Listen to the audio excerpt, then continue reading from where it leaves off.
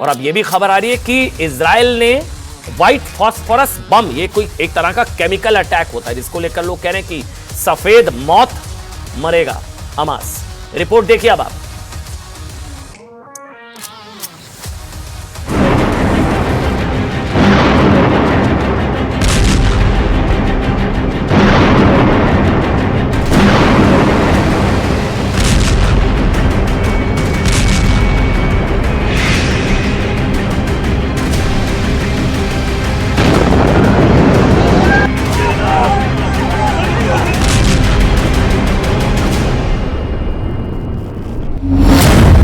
Hamas पर Israel का chemical attack.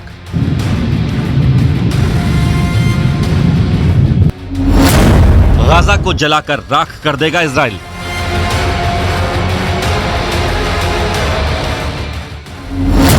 Israel ने दाग दिया फास्फोरस बम। हमास पर सफेद मौत की स्ट्राइक।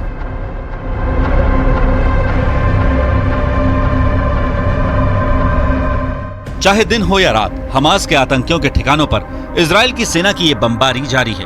और इजराइल के प्रतिघात के पीछे की सबसे बड़ी वजह है 7 अक्टूबर को इजराइल की सरजमी पर हुआ हमास का सबसे बड़ा आतंकी हमला।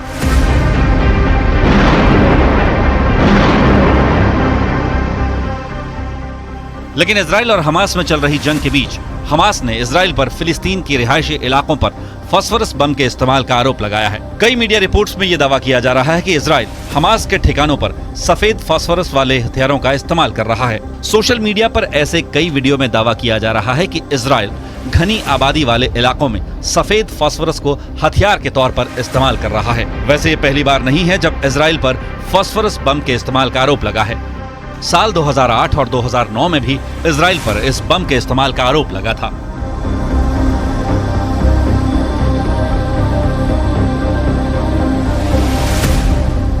दरअसल फास्फोरस बम एक प्रतिबंधित केमिकल हथियार है, यानी युद्ध के दौरान भी कोई भी देश इसका इस्तेमाल नहीं कर सकता। अब ये भी जान लीजिए कि आखिर किस वजह से फास्फोरस बम को प्रतिबंधित किया गया है।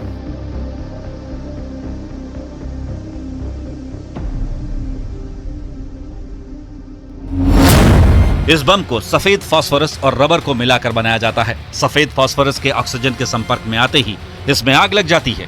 ये जहां गिरता है वहां की पूरी ऑक्सीजन सोख लेता है। फास्फोरस 1300 डिग्री सेल्सियस तक जल सकता है, जिसकी वजह से इलाके में तापमान बढ़ने और दम घुटने से मौत होती है। फास्फोरस हार्ट, लिवर और किडनी को ज्यादा नुकसान पहुंचाता है। फास्फोरस बम हड्डियां तक गला सकता है।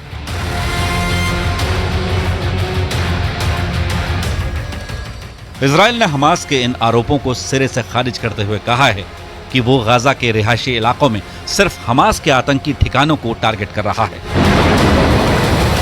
You may have seen footage on TV or on social media, and you may see a building standing and then flashes and then the building collapses, and you say to yourself, well, that looks very much like a civilian building. What I want to tell you is that no, that isn't a civilian building. It is a legitimate military target. And why is that?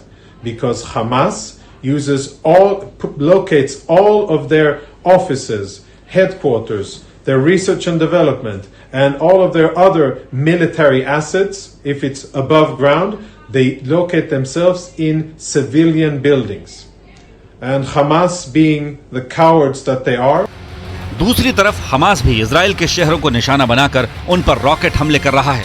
और Israel और Hamas जंग की coverage के लिए Israel गई news 18 की team भी Hamas की एक ऐसे ही रॉकेट के हमले में पाल पाल बची।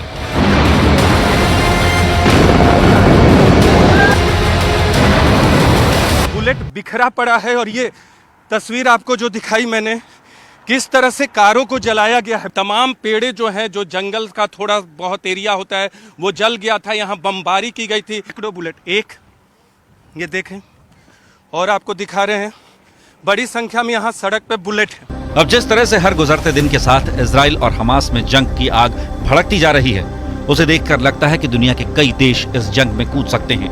और अगर ऐसा हुआ तो यकीनन दुनिया पर एक नई जंग की आग में जलने का खतरा मंडरा रहा है।